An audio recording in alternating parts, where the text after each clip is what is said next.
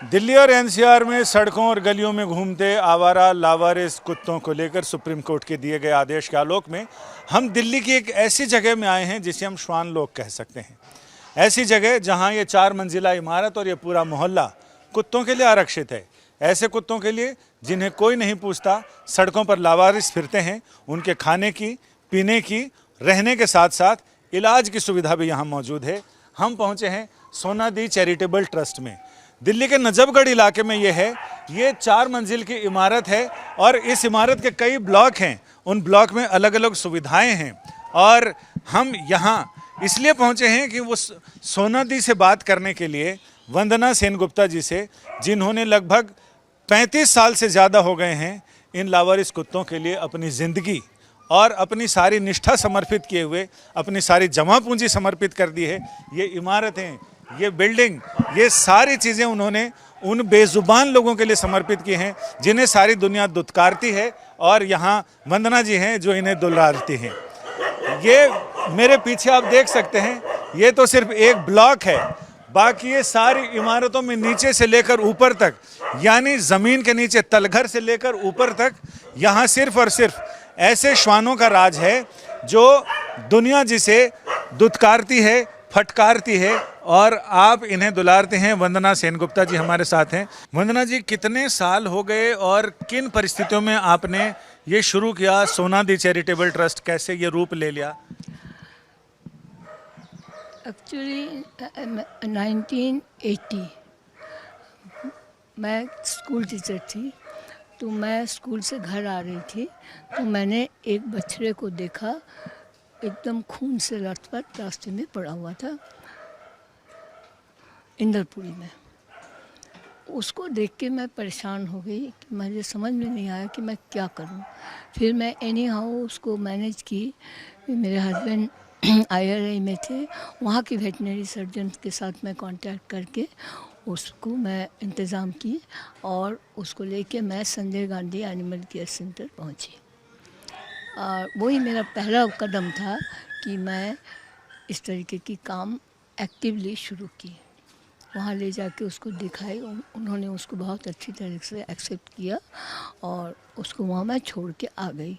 और यही मेरा पहला कदम था और तब से लेकर आज तक मैं शायद ही कभी इस काम से हट के रही हूँ। तो ये बताएं कि ये इतना बड़ा रूप आपने, पूरी बिल्डिंग ये पहले से थी, आपने बनवाई, कैसे ये बिल्डिंग का स्वरूप आया? एक्चुअली डॉक्टर विजय संजय गांधी में काम करते थे, तो मैं भी वहाँ 18 साल गई हूँ, तो मैं भी वहाँ पर थी। एक दिन मैंने विजय से कहा कि विजय, हम लोग का भी अगर ऐसा हो जाता तो कितना अच्छा होता। देन विजय ने 3 लाख रुपए से ये ज़मीन खरीदा और हम लोग खड़े खड़े यहाँ पर सोचते थे यहाँ हम लोग बांस का छतरी बनाएंगे और कुत्ते रखेंगे, दिस दैट, ये सब हम लोग सोचते रहते थे। उसके बाद मिसेस ईसाबुला शर्मा थी एक, उन्होंने मुझे ये रास्ता दिखाया और मिसेस गांधी के साथ मुझे वो परिचय करवाए। मिसेस गांधी मुझे काफ़ी हेल्प की इसके बिल्डिंग के पैसे के लिए। उन्होंने उस समय इस बिल्डिंग का पैसा दिलवाया, करीब 25 लाख रुपया। उससे ये बिल्डिंग खड़ी हुई। ज़मीन डॉक्टर विजय ने खरीदा, उन्होंने डोनेट किया और ये मिनिस्ट्री से मुझे पैसे मिले इस बिल्डिंग को खड़ा करने के लिए। उसके बाद फिर सब हम लोग अपना ही शुरू कर दिए। इसमें एक चीज़ और बताएं कि लोग अपने सपनों के लिए, अपने रहने के लिए सपनों का घर बनाते हैं। आपने सपने देखे इन सारे लोगों के लिए कि इन लोगों को जिनसे आपका कोई परिचय नहीं, कोई पहचान नहीं, कोई कुल गोत्र का संबंध नहीं, आपने इन लोगों के लिए इतने सपने देखे, सपनों को साकार किया, इनके लिए कूलर लगवाए, इनके लिए पंखे लगवाए, इनके इलाज का इंतज़ाम किया, इनके लिए लेबोरेटरी बनवाई कि इनके ब्लड टेस्ट वगैरह चीज़ें हो सकें। देखिए, ये मेरे अकेले की कोशिश नहीं है, लेकिन सपने तो आपकी आंखों में भी सजे। हाँ, वो अलग बात है, बट इसमें बहुत लोगों का वो है, देन है, जबकि ये रूप आज लिया है। ये लैब मिस मनिंदर कौर ने अपनी मेहनत से सोनाली में बनवाया। सपना ज़रूर मेरा है, सपना साकार भी हो रहे हैं धीरे धीरे, लेकिन ये सिर्फ मेरी अकेले की कोशिश नहीं है, इसमें सबका योगदान है। इसमें हम लोग क्या करते हैं, जगह जगह से रेस्क्यू कराते हैं घायल कुत्तों को, त्यागे हुए कुत्तों को, जिनको लोग छोड़ देते हैं। जब तक वो कुत्ता एक्टिव रहता तो सही है, जब उनको लगता है कि ये हमारे ऊपर भार बढ़ रहा है कुत्ते को पालने का, तो लोग उसको छोड़ देते हैं, छोड़ के चले जाते हैं। तो क्या कहाँ से आप इनको इकट्ठा करते हैं? सब तरीके के कुत्ते आते हैं, मैगाटून है, बीमार है, अबंडन है, हर तरीके के कुत्ते हैं। मेरा पर्सनल सपना ये है, कोई भी सोनाली के द्वार पे आ जाए वो ना लौट के जाए, चाहे वो किसी बड़े आदमी का कुत्ता छोड़ दे या रास्ते से उठा के लाए या कुछ भी हो उसकी इतिहास, अगर सोनाली के दरवाजे पे वो आया है दैट मीन्स वो दुखिया है। ये सोनाली कौन है जिनके नाम पे? सोनाली मेरी सिस्टर इन लॉ, उन्होंने मुझे 4 लाख रुपया दिया था और वो ये कहे थे कि ये पैसा तुम अपनी इच्छा से जहाँ चाहती हो खर्च करना। शायद उन्होंने मुझे पहचाना था या जो भी हो, तो मैं समझ गई थी उनकी क्या इच्छा है। वो चाहते थे कि कोई भी ऐसा समाज सेवा का काम मैं करूं, ना कि उस पैसे को लेके मैं। बहुत लोग मुझे कहे आज से 26 साल पहले 4 लाख रुपए बहुत होते हैं। किसी ने कहा मारुति खरीद लीजिए, किसी ने कहा कुछ खरीद लीजिए, किसी ने कुछ कहा, पर मेरी कहीं पर कुछ भी नज़र नहीं था। तो आखिर ये क्या, बहुत सारे लोग हैं जो ऐसी अनाथ बच्चियों के लिए, उनके लिए अनाथालय खोलते हैं। आपने ऐसे अनाथ जीवों के लिए खोला जिनसे आपका कोई परिचय नहीं, ना आप उनकी भाषा समझ सकते हैं। प्रेम की भाषा ये बोलते हैं, आप भी स्नेह की भाषा समझती हैं। आप इनको अपने बच्चे बताती हैं। आप बातचीत में भी हमें कह रहे थे मैं बच्चों को खुला छोड़ देती हूँ, फिर शाम को बच्चे वापस आ जाते हैं। तो ये क्या? अब देखिए, कुत्ता शब्द समाज में मुझे लगता है रेस्पेक्टेबली नहीं लिया जाता है।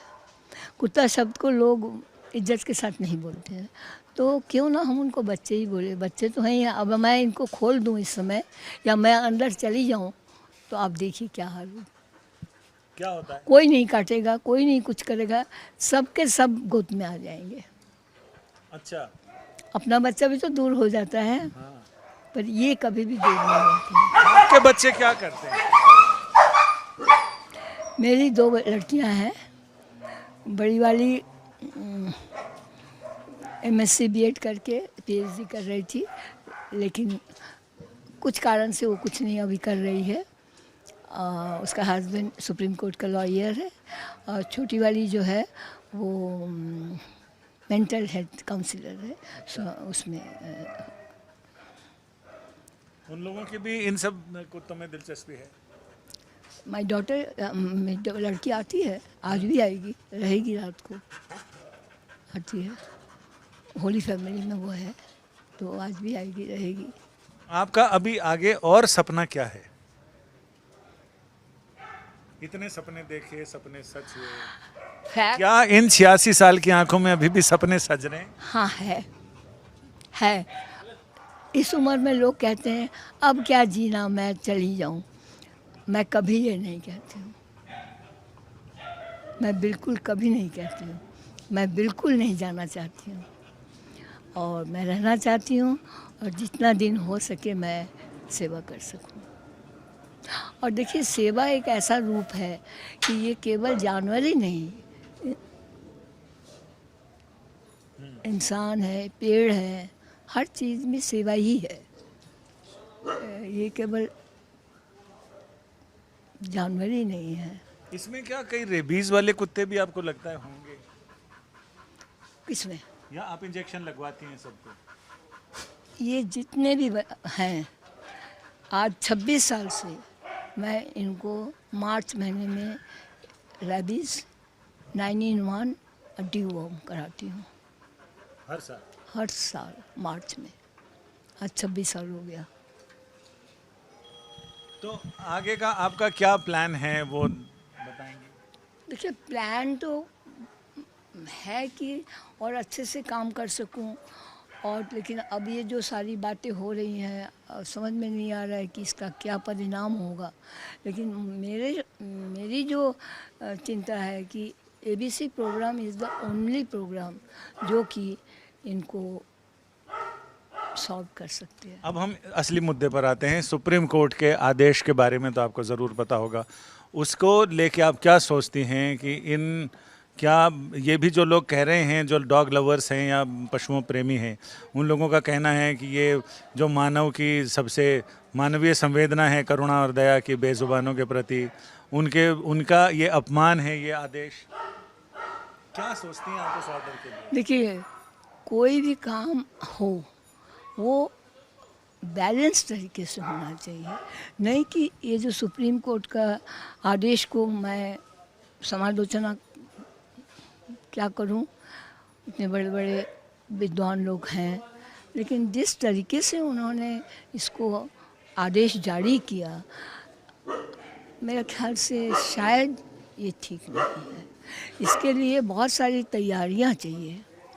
ठीक है, आप रोड पे नहीं रखना चाहते हैं, लेकिन ये हमारा भारतवर्ष है, ये विदेश नहीं है कि जहाँ एक भी कुत्ता नहीं है। आज भी वहाँ कोई कुत्ता रोड पे नहीं है, लेकिन यहाँ पर हम लोग इसको एबीसी प्रोग्राम को और सफल बनाएं। एबीसी क्या है? Animal birth control. अच्छा, मतलब आप चाहते हैं कि इनकी नसबंदी हो और इनका नसबंदी हो, इनको ठीक तरीके से इनका वो इम्यूनाइजेशन हो, फिर तो कोई प्रॉब्लम नहीं है। अच्छा, एक चीज़ और, क्या ये लावारिस कुत्ते सड़कों पे रहना इनका ज़्यादा सही है या शेल्टर होम में? कोर्ट तो कह रहा है शेल्टर होम में रखा जाए और इनकी देखभाल की जाए। कहना और करना, मैं आज इतने साल में शायद सफल नहीं हूँ। इतनी देख रेख के बाद भी ये कोई मजाक नहीं है कि शेल्टर होम में रखने के बाद उनका खाना पीना, उनकी ट्रीटमेंट, उनका सफाई, उनको नहलाना, उनको टाइमली टीकाकरण करना, वहाँ भी टीकाकरण करना ज़रूरी है। क्योंकि आप एक बार शेल्टर में ला के रख दीजिएगा, बीमारी नहीं होगा ये गारंटी तो नहीं है। डिस्टेम्पर है, नए कुत्ते भी तो आते ही रहेंगे ना। अगर आप ये सिस्टम बनाएंगे तो टाइम टू टाइम तो नए कुत्ते भी आते ही रहेंगे। तो इम्यूनाइजेशन तो बहुत ज़रूरी है। वो इतना आसान नहीं है कि हम कर लेंगे। अगर कर सकते हैं तो नथिंग लाइक दैट, घर मिलेगा उनको। आप प्रदर्शन में जाना चाहती हैं या गई हूँ, दोनों दिन गई हूँ, परसों भी गई हूँ, कल भी गई हूँ। तो आज मुझे एक कुत्ता रिलीज़ करना है, पता नहीं जा पाऊँगी कि नहीं। यहाँ से लोग कुत्ते गोद लेके भी जाते हैं या सिर्फ पहुँचाने आते हैं? बहुत कम, लेने कम आते हैं। बहुत कम। और मैं देती भी नहीं हूँ, क्योंकि मैं विश्वास नहीं करती हूँ।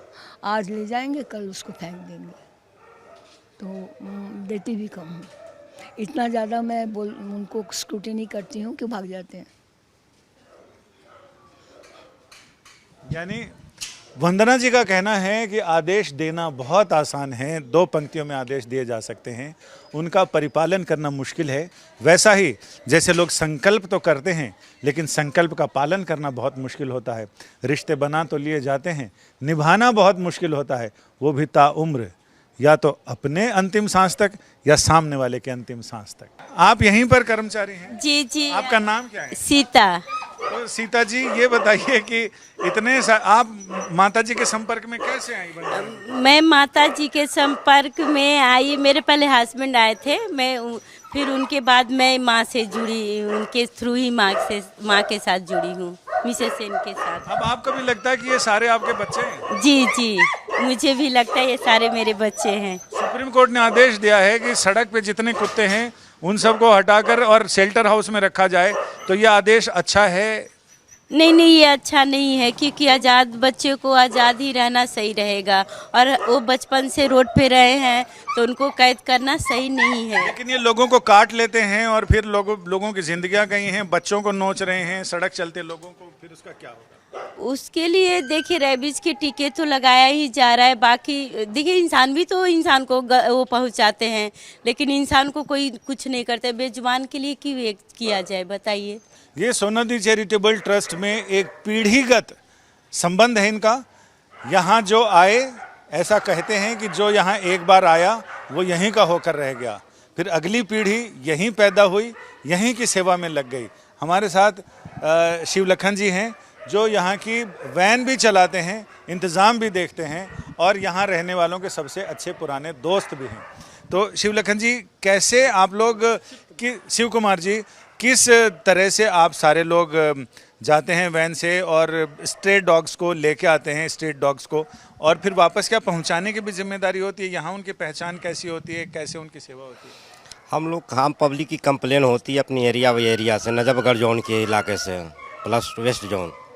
जो भी पब्लिक हमारे पास कंप्लेन देते हैं उनके कोऑपरेट करके उनके इलाके में उनके घर तक जाते हैं। जो डॉग की शिकायत बताते हैं नसबंदी की या कोई प्रॉब्लम के लिए, उनको हम लिक्विडेट करते हैं, अपनी वैन में लोड करते हैं, फिर ट्रस्ट के अंदर लाते हैं। अगर ट्रीटमेंट की ज़रूरत है ट्रीटमेंट करते हैं, नहीं नसबंदी करने की ज़रूरत है नसबंदी करते हैं। 6 से 7 दिन पर नसबंदी करके लौटा देते हैं। ट्रीटमेंट वाले डॉग में जो चीज़ की प्रॉब्लम है उनको समस्या को हल करने के बाद लौटाते हैं, उसमें थोड़ी टाइम लग जाती है। जैसे कान में दिक्कत है, मैगट वगैरह में, तो इनमें बहुत टाइम लगते हैं। फिर भी ठीक होने के बाद में जिस बंदे के थ्रू, जिसके कंपनी जो कस्टमर के थ्रू लाए, उन्हीं का हैंड ओवर कर देते हैं। तो इसमें कई लोग ऐसे होते हैं जो यहाँ अपने डॉग्स को छोड़ भी जाते हैं, या आपको कैसे पता चलता है कि सड़क पे कोई डॉग है जिसको जरूरत आते हैं तो हम लोग यहाँ पे उनकी एंट्री करते, प्लस उसके टोकन लगाते हैं। टोकन के अनुसार उसको हम लोग हिसाब किताब रखते हैं, नंबर बाई नंबर। टोकन से ये पता चल जाता है कहाँ से कुत्ता उठाया, नाम से कहाँ के आदमी लगाया, कि कितना नंबर टोकन लगाए। टोकन से हम लोग उसको टैग नंबर बोलते हैं उसको, उससे तो उसके मालिक तक भी वापस पहुँचा देते हैं। हाँ, हम मालिक तक पहुँचाते कॉन्टेक्ट करके। हमने कई लोग देखे हैं जो अपने डॉग्स को यहाँ छोड़ गए हैं इलाज के लिए, लेकिन वो शाम को टहलाने, सुबह को टहलाने यहाँ आते हैं और फिर उनको घुमा फिरा के और फिर वो वापस अपने घर जाते हैं। हाँ, वो भी इसलिए होते हैं कि उनको बच्चे से प्यार ज़्यादा होता है। ट्रस्ट में क्या होता है कि बंदे काम करने वाला, तो बच्चे ज़्यादा लोकेट उनकी होती है। ट्रीटमेंट के नाम पर हमारे भर्ती करा देते हैं, तो हम घुमा नहीं पाते हैं, तो आपने सुबह शाम अपना ट्रीटमेंट करा भी देते हैं अपने सहयोग से, और जो भी उसकी सेवा करते करके फिर चले जाते हैं। फिर कंप्लीट हो जाती है सेंटर की तरफ से, हॉस्पिटल की तरफ से, तो फिर वापस भी ले जाते हैं। ये जिनको बच्चे कह रहे हैं वो बच्चे दरअसल ये डॉग्स हैं जिनको यहाँ के सारे लोग, यानी वंदना जी से लेकर और सारे कर्मचारी, सारे लोग, कहें तो सारे परिवार के लोग, ये इनके बच्चे हैं, जिनको ये कहते हैं कि हम बच्चों को सुबह खुला छोड़ देते हैं और शाम को फिर वापस उनको उनके घर में बंद कर देते हैं। तो पहले तो मुझे भी लगा कि ये डॉग शेल्टर होम में और यहाँ इनके अस्पताल में बच्चे कहाँ से आए, लेकिन बाद में पता चला कि इन लोगों को ये बच्चों की तरह ही समझते हैं, उन्हीं की तरह पालते हैं। और जब तक आपके मन में अपने बच्चों के प्रति इन जैसी करुणा, जैसा प्रेम, जैसा स्नेह होता है, वैसा इनके प्रति नहीं होगा तो आप इनकी सेवा नहीं कर सकते हैं। आपको फिर वहाँ से घिन आने लगती है, बदबू आने लगती है, लेकिन जब आपने बच्चा समझ लिया तो फिर सारी चीज़ें वैसी ही लगती हैं। मुझको कबूल कीजिए मेरी हर कमी के साथ। कैमरामैन प्रेमचंद मिश्रा के साथ संजय शर्मा, दिल्ली आज तक।